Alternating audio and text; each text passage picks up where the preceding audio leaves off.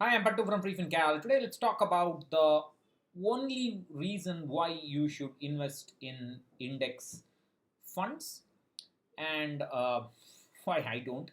That's basically because I'm lazy.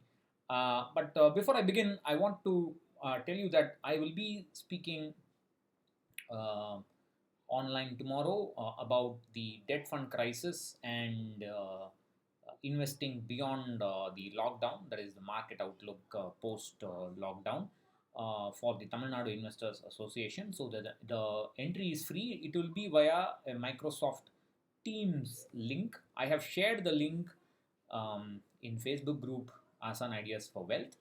I will try and share the link here, but I don't know. YouTube may call it a spam. Otherwise, you can go to Facebook group Asana Ideas of Wealth and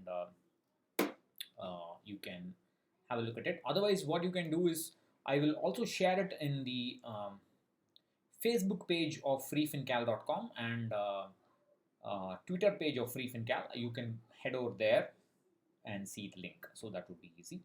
Um, so I've seen since there's been a reasonable increase in popularity. It's not such a great increase that you should say that this is the age of index funds and all that. It's a noticeable small increase in popularity of index funds, but unfortunately much of it has been star rating driven. For example, people started investing in the Nifty Next 50 because of its 5-star rating. It is no longer a 5-star rated fund, and they assumed that it was a large cap. That's another mistake. And then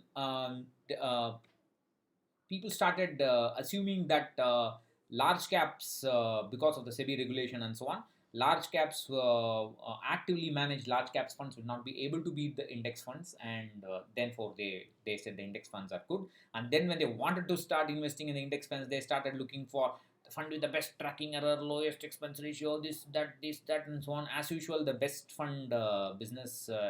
The best fund mania has shifted from the active funds to the passive funds. I think all that is wrong.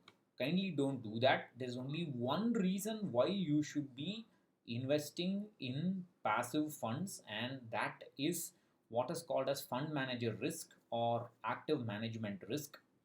Uh, you must have seen, if you have been investing in actively managed funds for a few years, you must have seen that you choose a fund based on its star rating or based on its past performance. Then a couple of months later, or maybe a few maybe in a year or so later, its performance drops down, the star rating goes down. Then you decide, okay, let me add one more star rating fund. Then you buy that. Then after a few months, the same thing happens to that, and so on and so on and so on.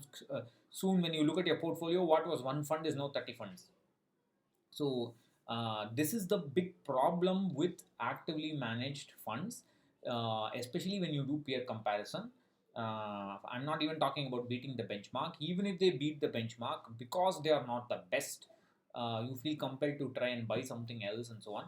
So, to save your portfolio from clutter, to save yourself from the headache of choosing the best actively managed funds, which keeps changing every day, to save yourself all that, you just say, I don't want this mess. It's going to cost me a lot of headache. It's going to cost me a lot of tax if I keep switching, and it's going to cause a lot of so much clutter in my portfolio that I will be buying more and more of the same stock, and essentially I will be buying the whole market if I have 20-30 funds. And I will be buying the market. My portfolio return will be essentially the market return, and I will be paying expensive fund management costs. Instead of all that, I can choose an index fund with much lower cost compared to an active fund, and simply choose what, two or three funds, two or three index funds, or one index fund, depending on the size of your portfolio. If you have a portfolio of 5 crores, it's not correct to invest in just one index fund.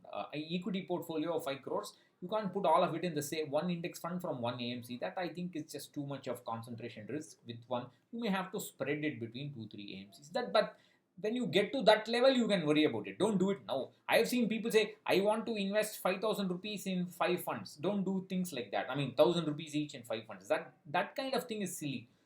That's then. So that is the only reason why you should choose index funds. Don't choose for any other reason. Don't start hunting for lowest expense ratio, lowest tracking error. All these are variable. They just keep changing. every day, every few weeks. You just can't hope to be invested in the best fund. That's just not possible. I think it's important to tell ourselves that we can't be searching for the best fund. So that's the only reason you should be invested in index funds. And the reason why I am not switching to index funds is just sheer laziness. I just am lazy. I have a big corpus in the 3+3 funds, 3 funds for retirement, 3 funds for my child's education. I just don't want uh, to do anything with that. I'm just too lazy. I'll be paying a lot of tax just for the sake of switching to passive funds. I don't want to do that. I don't care. The point is I don't care. Everything, the problem starts with when you start worrying. Oh, should I switch to passive funds? Oh, am I invested in the best fund? Am I choosing the best passive fund? If you start worrying about all this, you will get into a lot of confusion. I save myself all this confusion. I just don't care.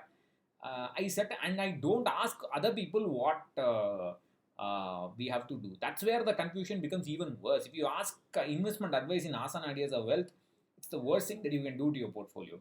So every Tom, Dick, and Harry will say whatever they want, including me. So I don't do that. I don't ask other people investment advice. Whatever happens, happens. So that's I just sheer laziness and inertia, for want of a better word, that I'm not doing it. But if you want to do it, the only reason you should be doing it is to get rid of active fund manager risk.